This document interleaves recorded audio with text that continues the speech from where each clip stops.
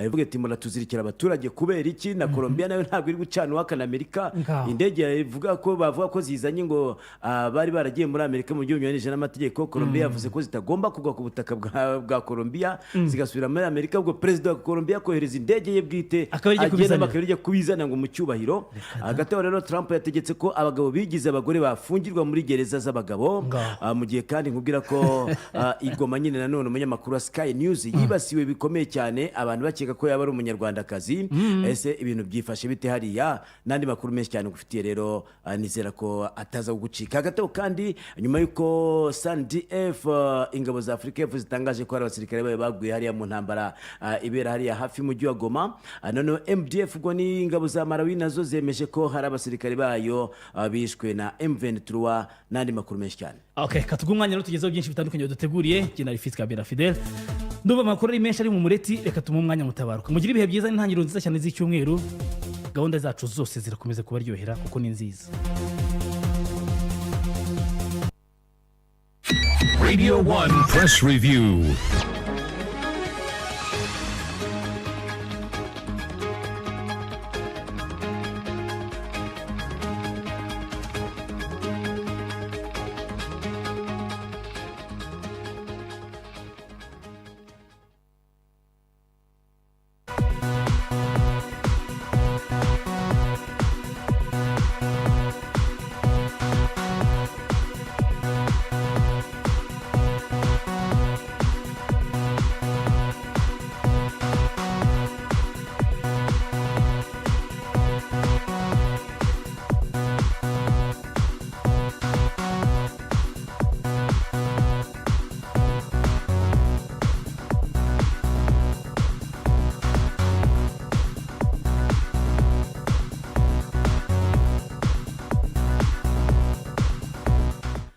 Tumushimire byimaze yo Kabera Fidel tubwiye amakuru y'imikino mu buryo bw'incamake rero. Hanyuma kandi akaduha n'umwanya ngo twinjire muri ibinyamakuru, tugende tureba inkuru zitandukanye. Ariko nabanza nkubwire kuri Kaka Baba yandi yagarura uruganda rwa Dongfeng hano mu gihugu cy'u Rwanda. Ni za modoka za hybrid 0 km, aho ku modoka zose batanga garanti y'imyaka 5 na serivisi y'imodoka y'umwaka wose ku buntu. Akarusho rero uguze ikinyabiziga ahabwa ubwishingizi bw'imyaka 2 bwa Tourisk na Moi Insurance Rwanda, umwishingizi uhorana nawe. Undabizo rero tumbaza uti iyi Moi Insurance Rwanda ikorera hehe? Ikorera muri uyu mujyi wa Kigali mu nyubako ya Pension Plaza mu igorofa rya mbere, bakaba bakora amasaha 28 iminsi 7 kuri 7. Ku bindi bisobanuro bahamagara kuri 23. Hanyuma kandi Kaka Baba nayo ikabikora mu Kanogo iruhande rwa Sawa City, bahamagare kuri 6699.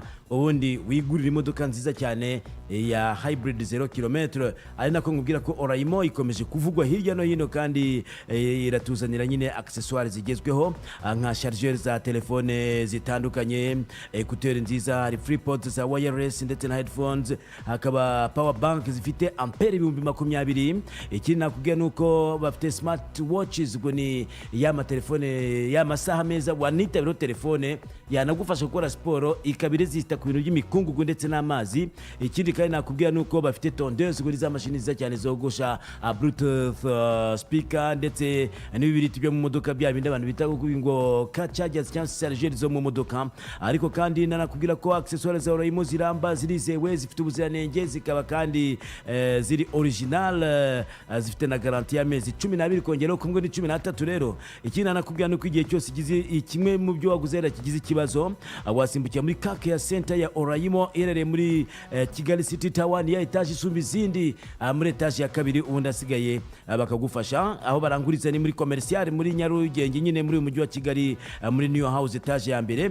Ariko kandi n'ahandi hose hacururizwa ama accessoire ya telefone mu ntara nyine wabasanga yo. Bahamagare kuri 0780 24 19 22 0780 24 19 22. Abundi abo ngabo rero mukorane neza, bitwa Oraimo.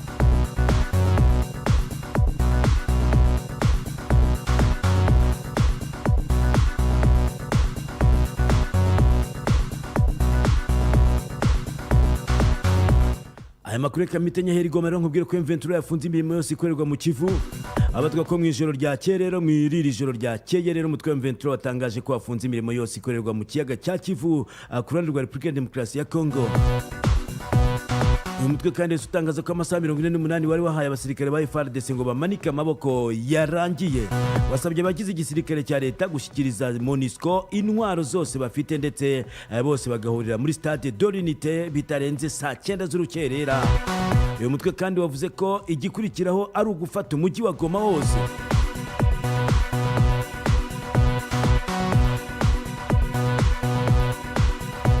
Tukivuga kandi ku bikorwa bya M23 AFC, ndakubwira ko banafunze ikirere cya Goma.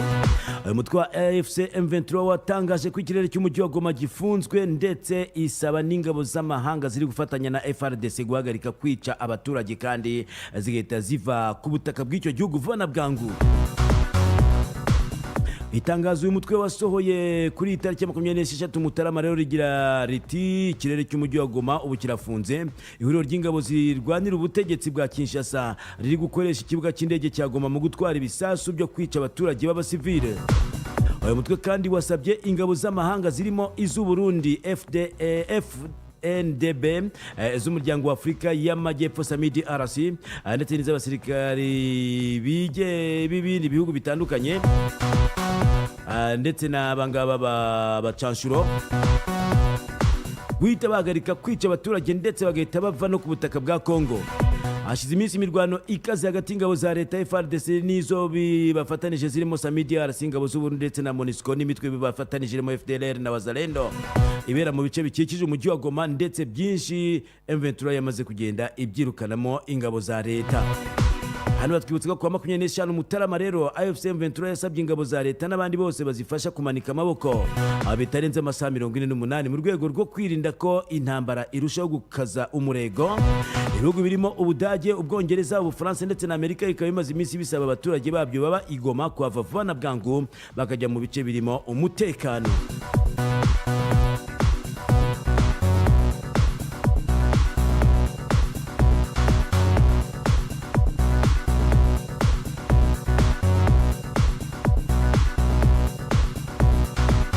N'amakuru asanga ku binyamakuru byinshi cyane byandikirwa hano mu Rwanda ndetse n'ibyandikirwa hanze.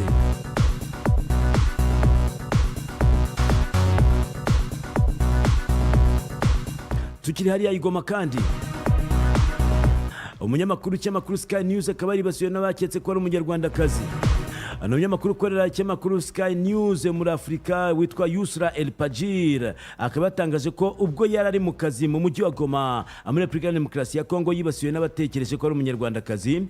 Yusra El Pajir akaba yatangaje ko yahuye n'ikibazo gikomeye cyane mu gitondo cyo ku cyumweru bwari ku munsi w'ejo. Rero mu mashusho yashyize hanze rero yavuze ko we n'itsinda ryabo bari kumwe barimo n'umufatira amashusho bibasiwe bikomeye cyane n'aba bantu atasobanuye neza abari bo.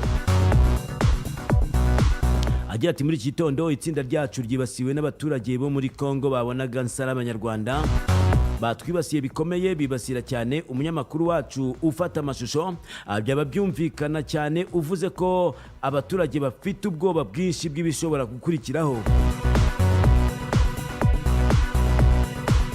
Uyu munyamakuru akaba atangaje ibi mu gihe abanyekongo bavuga ikinyarwanda ngo bamaze igihe bibasirwa ndetse bamwe bakicwa, ari nabyo byatumye umutwe witwaje intwaro wa M23 wubura imirwano nk'uko wabitangaje. Yusra El Pajir ni umunyamakuru w'umwongereza akaba afite inkomoko mu gihugu cya Sudani nk'uko tubona ku kinyamakuru igihe.com.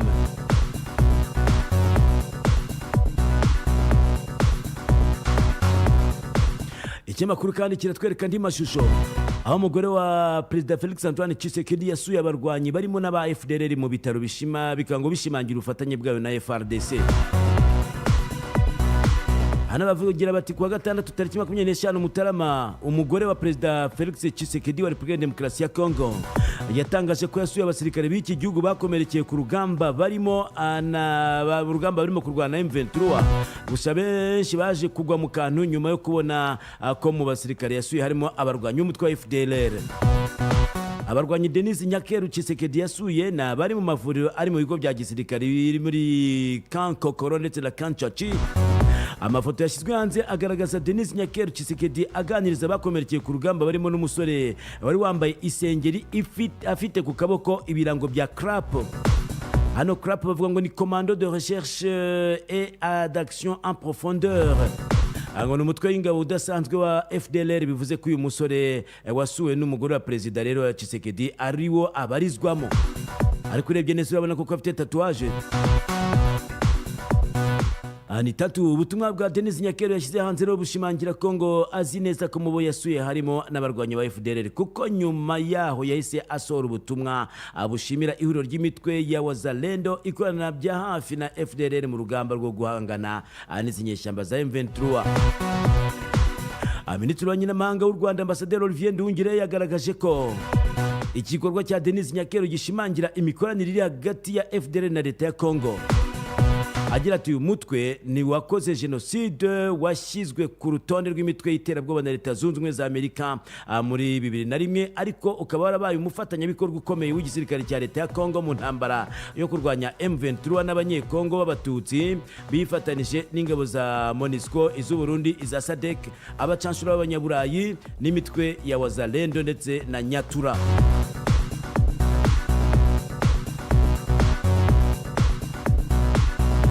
Reka tuve ku cyamakuru gihe.com tujye kuri bwiza.com.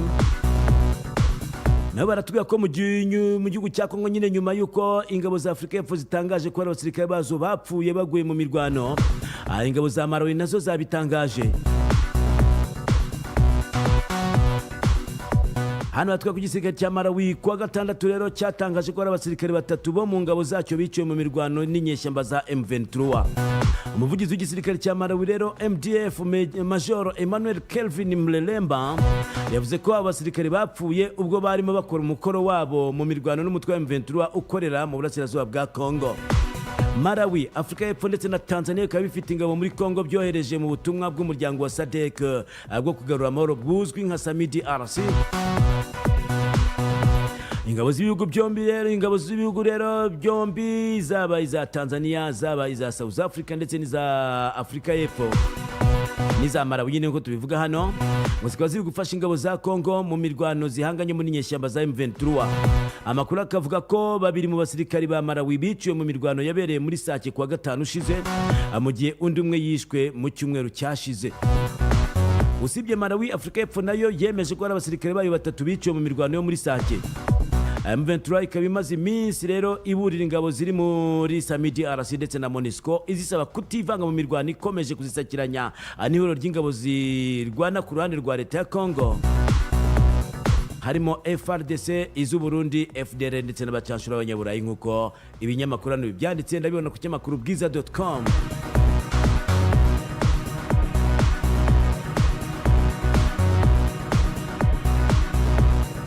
Abambonera ku mashusho ari gusohoka ndi kubona abasirikare ba leta ya Congo bamwe bashyize intwaro hasi barimo kuzikiriza abasirikare b'igihugu cya Irigwe bari muri MONUSCO, bari kugenda bagenzura nimero z'imbunda bazandika, nabo babandika ubundi bakomeza bagenda binjira aho ngaho. Sinzi rero niba baza gushyira intwaro hasi nyine bakaza kwerekeza muri Stade de l'Unité nk'uko M23 bibasabye. Reka turebe n'andi makuru yasohotse. Tuye ucyamakuru gihe.com natubwira ko Trump yifuza ko abanyapalestina bari batuye muri Gaza bimurirwa muri Yordania ndetse na Misiri. Perezida wa Leta Zunze Ubumwe za Amerika Donald Trump akaba yatangaje ko hari gahunda yise iyo gusukura agace ka Gaza kasenwe bikomeye n'imirwano hagati ya Israel n'umutwe wa Hamas, bityo ko abona abanyapalestina bari bagatuyemo bakwiriye kwimurirwa mu bihugu birimo Yordania ndetse na Misiri. Yagaragaje ko ibyo bishobora gutuma haboneka amahoro arambye muri ako gace k'uburasirazuba bwo hagati. Donald Trump akaba yagaragaje ko Gaza yangiritse bikomeye cyane bitewe n'intambara yahuje umutwe wa Hamas ndetse na Israel. Yemeza ko yamaze kuvugana n'umwami wa Yordania Abdullah wa kabiri kuri iyo gahunda yo kuba abari batuye muri ako gace bakwimurirwa muri icyo gihugu. Yashimangiye kandi ko yiteguye no kujyana ibiganiro na perezida wa Misiri Abdel Fattah al-Sisi kuri iki cyumweru nyine nk'uko yari yabitangaje, ngo barebere hamwe uko abo baturage bafashwa. Gusa umutwe wa Hamas wateye utwatsi ibyo bintu, uvuga uti ntabwo bishoboka ibyo bintu, tuzaguma ahangaha ni iwacu ndetse tuzahapfira. Tugarutse kandi ku kinyamakuru bwiza.com baratubwira ko Brazil yavumiye ku gahera Leta Zunze Ubumwe za Amerika nyuma y'aho abaturage bayo bacyuwe mu mapingu. Ni kuwa gatandatu ejo bundi rero Brazil yamaganye bikomeye cyane Amerika nyuma y'uko abantu benshi birukanwe bageze muri iki gihugu bambaye amapingu nk'abagizi ba nabi bahambaye cyane. indege yari itwaye abagenzi 88 bo muri Brazil, abashinzwe umutekano muri Amerika 16 babaherekeje hamwe n'abakozi 8 bo mu ndege. Mu ntangiriro yari iteganijwe kugera i Belo Horizonte muri leta ya Minas Gerais, ariko ngo byabaye ngombwa ko igwa byihutirwa mu mujyi wa Manaus kubera ikibazo cya tekinike nk'uko byatangajwe na guverinoma ya Brazil.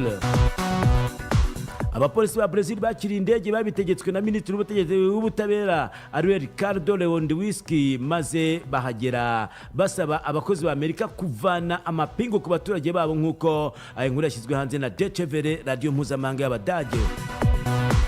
Lewandowski yabwiye Perezida Luis Inacio Lula da Silva ko ari agasuzuguro gakabije ko bahonye uburenganzira bw'abaturage babo bw'ibanze nk'uko bitangazwa na Minisiteri y'Ubutabera n'Umutekano rusange mu gihugu cya Brazil. Minisiteri rero y'Ubutabera yagize iti Perezida Lula amaze kumenya ko uko ibintu bimeze, rero yanategetse ko indege ya Air Force ya Brazil ihagurutswa kugira ngo ijyane abo baturage ba Brazil aho nyine bari bagiye ngo bashobore kurangiza urugendo rwabo mu cyubahiro ndetse n'umutekano. Iyo ndege yari iguye aho ngaho mu buryo bw'ubutabazi kuko bakeka ko igiye kugira ikibazo cya tekinike, ariko nyine abapolisi ba Brazil bayinjiramo basaba abari baherekeje abantu kubakura amapingu, iyo ndege igahita isubira muri Amerika vuba na bwangu. Ikindi gihugu kiyamaganye Leta Zunze Ubumwe za Amerika ni igihugu cya Colombia, aho cyanenze bikomeye cyane abayobozi ba Amerika bari bohereje abaturage babo mu ndege ndetse banabambitse amapingu, ariko iki gihugu cya Colombia kiba ibamba iyo ndege bayangira kugwa. Bavuze ko bari bwohereza indege perezida asanzwe agendamo ikajya gufata abaturage babo mu gihugu cya Leta Zunze Ubumwe za Amerika. Amakuru ava muri Amerika akomeje kuba menshi cyane. Trump yategetse ko abagabo bigize abagore bafungirwa muri gereza z'abagabo. Perezida wa Leta Zunze Ubumwe za Amerika Donald Trump yategetse ko imfungwa ngubwo n'abagore bavutse ari abagabo nyine bajya bashyirwa mu magereza y'abagabo kandi bakanahagarikirwa serivisi z'ubuvuzi zifitanye isano no guhindura igitsina. Iri tegeko ryashyizweho ku munsi wa mbere Trump atangiye manda ye, arigamije gushyira imipaka ku bijyanye n'uko Leta ya Amerika iha agaciro igitsina cy'umuntu ishingiye ku cyo yavukanye. Muri manda ya mbere Trump yari yashyizeho amabwiriza abuza imfungwa z'abagabo bigize abagore guhabwa amacumbi y'abagore cyangwa ubuvuzi bujyanye no guhindura igitsina.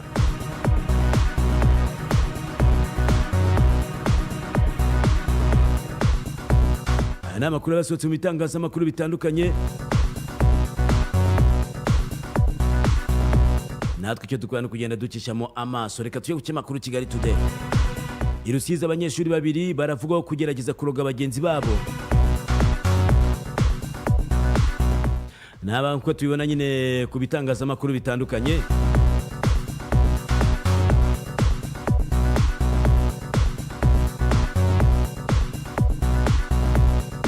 Hano ikinyamakuru Kigali Today kiratubwira ko abanyeshuri babiri b'abakobwa b'imyaka 20 na 19 y'amavuko bavugaho kugerageza kuroga bagenzi babo bakoresheje umuti wica imbeba.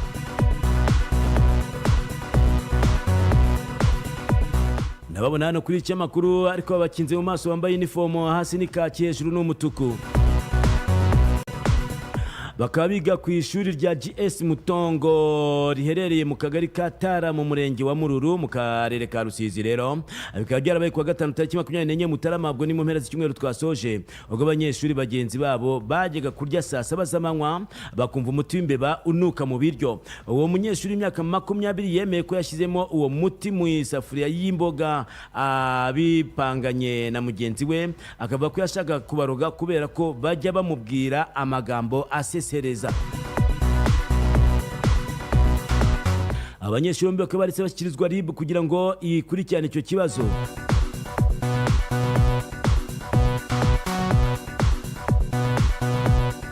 Ni inkuru twabona ku nyamakuru byinshi ariko ngiye nyikuye ku kinyamakuru Kigali Today. Ikinyamakuru nacyo kitubwira ko imodoka ebyiri zari mu igaraje zahiye zigakongoka. Ni imodoka ebyiri zari zirimo gukorerwa mu igaraje Swift Motors Garage y'uwitwa Rutaremara Felicien ngo zahiye zigakongoka. bikaba byarabaye rero ahagana saa 11 z'umugoroba kwa gatandatu ejo bundi rero biturutse ku gusudira icyuma kirekura imyotsi cyitwa eshapoma, abandi bakita ngo ni shampoma. Urutaremara kibasobanura agira ati rwose urabona shampoma iba isohokamo lisansi, buriya ntiyabuze uburyo lisansi yarimo isohoka igakubitana n'ibishashi byo gusudira bigahita bikongeza imodoka. Urutaremara kavuga ko imodoka nto yarimo gusudirwa ariyo yakongeje inini byari kumwe, akabizeza ko nyiri imodoka nyine ko bashobora kuzashumbushwa kuko igaraje rye rifite ubwishingizi.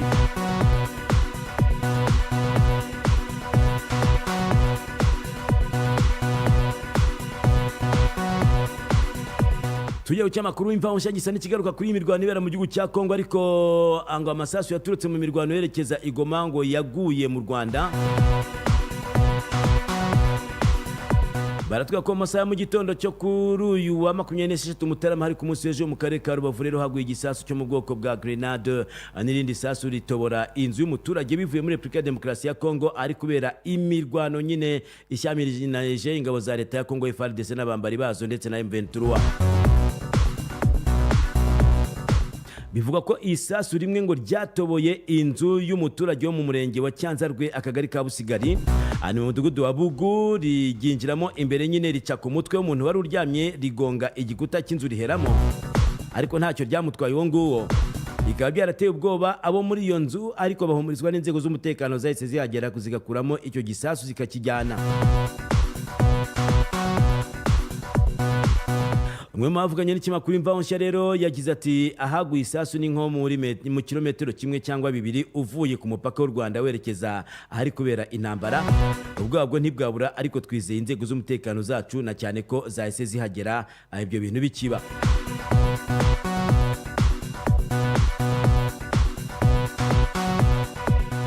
Hagati kandi i Rubavu nyine umusirikare wa FARDC yinjiye ku butaka bw'u Rwanda arasa umuturage arapfa. Ihunda igaruka mu kanya gato cyane tumaze gutumikira abadutumye, nawe nturambirwe ni mu kanya. Muri iki kinye nkuko izuba rirasa umucyo ukamurika. ibintu bise giye ntabwo renze ko ari by'u Rwanda. Abashumba bahagize gutya bagirana ikibazo n'abakarani. Ku raundi ya mbere abakarani bakubita abashumba.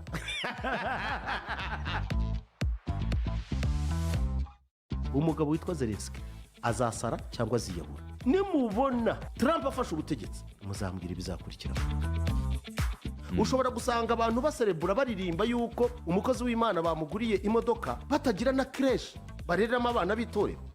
Waba perezida, jewe mfite ubushobozi bw'aba perezida bibaye ngombwa kuvuga ngo nabyiyamamariza bantora ubwo nanjye nkaba perezida. Ntabwo twagutora pe. Kurikirana ikiganiro Rirarashe kuri Radio na TV One buri gitondo kuva ku wa mbere kugeza ku wa gatanu.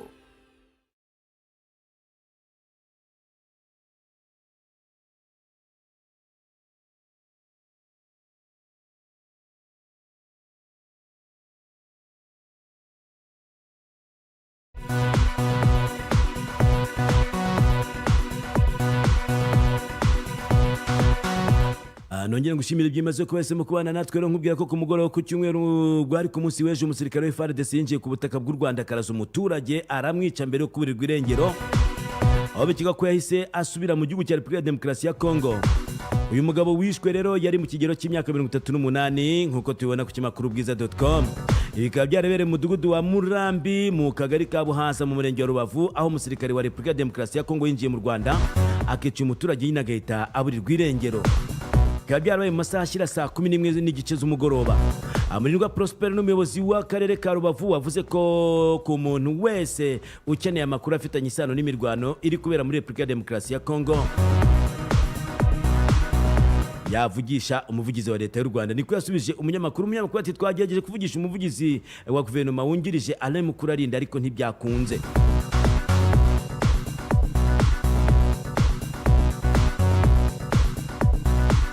Hanyuma kandi tuye ucyamakuru taarifa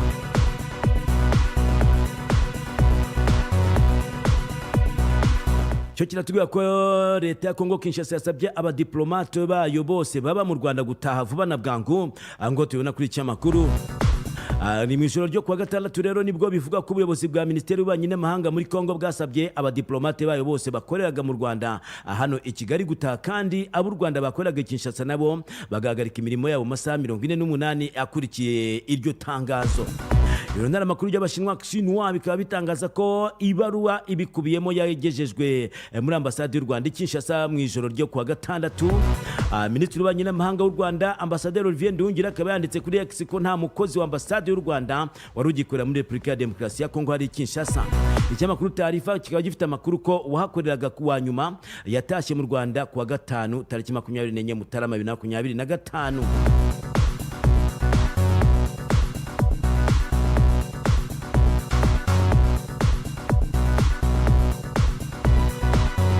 U Rwanda rwo rwijeje umutekano abaturage barwo baturiye ahabera imirwano muri Kongo. Umuvugizi wungirije wa guverinoma y'u Rwanda Alain Mukurarinda wavuze ko nubwo muri Repubulika ya Demokarasi ya Kongo hakomeje imirwano hagati y'umutwe w'M23 n'ingabo za leta ya Kongo, umutekano w'u Rwanda n'uw'abanyarwanda ku butaka bwarwo urinzwe. Yabigarutseho mu kiganiro cyari yagiranye n'ikinyamakuru Igihe ku munsi w'ejo. Alain Mukurarinda akaba yagaragaje ko nubwo imirwano hagati y'umutwe w'M23 n'ingabo za leta ya Kongo nyine zifatanije n'abandi bafatanyabikorwa bazo barimo iz'u Burundi Wazalendo, FDLR, Samidi, RC n'abacanshuro, ikaba ikomeje nyine kandi hari ibera hafi y'umupaka w'igihugu cy'u Rwanda, nta mpungenge abaturage bakwiye kugira. Agira ati icyo nakubwira cyo ni uko umutekano w'u Rwanda n'abanyarwanda by'umwihariko hari i Rubavu n'ahandi hafi y'ahari kubera imirwano urarinzwe, nta kibazo gihari. Nta muntu wavuye muri Kongo ngo yambuke aze kuhungabanya, ariko abaturage baratubwira ko urusaku rw'amasasu barimo bararwumva, kandi koko kuba imirwano yegera umupaka w'u Rwanda nta gitangaza kirimo, kandi nta n'igitangaza ko hagira isasu rigwa mu Rwanda.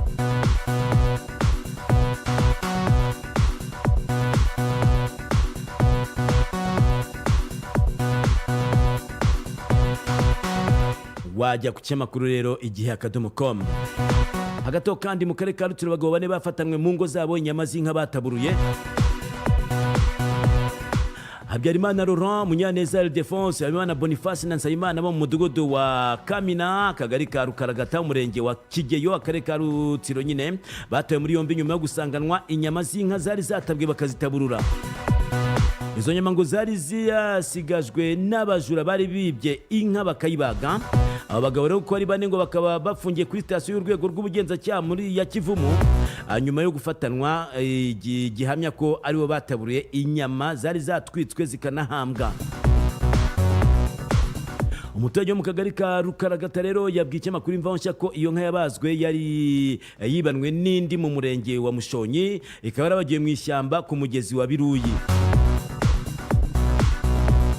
Bivuga ko inyama hafi ya zose bazitwaye ku nka ya mbere, ariko yabagiye mu murenge wa Kigeyo bagatwara nke zo kwita ko nizo ku gice cy'umugongo, maze izisigaye zingana na 90% bakazisiga. Umuturage ati bwakeye hakoreshwa inama y'abaturage kuko abazibye bari bataramenyekana, hafatwa umwanzuro wo kuzitwika na lisansi bakazitaba. Abaturage batashe ku mugoroba rero bari abagabo 4 baca irondo muri Humye bajya gutaburura iyo nka rero barayijyana. Ngo bazigabagabanya ariko ngo bikanga irondo bacyura nkeya cyane, izindi barazisiga. Bakaba bataye muri yombi bagafungirwa aho ngaho nyine kuri RIB.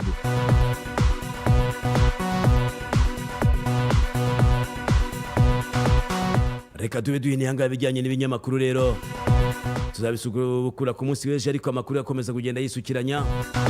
Nkubwira ko mugenzi wacu Arsene amaze kugera ngo tubwire amakuru ku buryo burambuye. Dushimira cyane Lewis wadufashe ngo aya makuru akugereho haba kuri radio ndetse no kuri YouTube. Ibiganiro byo biragenda bikomeza. Nge ndi Angeli Mutabaruka.